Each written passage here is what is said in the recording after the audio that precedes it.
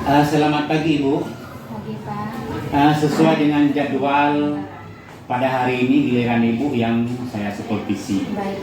Sesuai dengan bidang studi yang Ibu ajarkan yaitu Quran Hadis. Namun sebelumnya perlu saya tanyakan kepada Ibu, apakah Ibu sudah siap? Alhamdulillah Pak, siap. Berarti siap dengan segala perlengkapan. Selamat bertugas, tetap semangat dengan semangat pagi dan tetap percaya diri.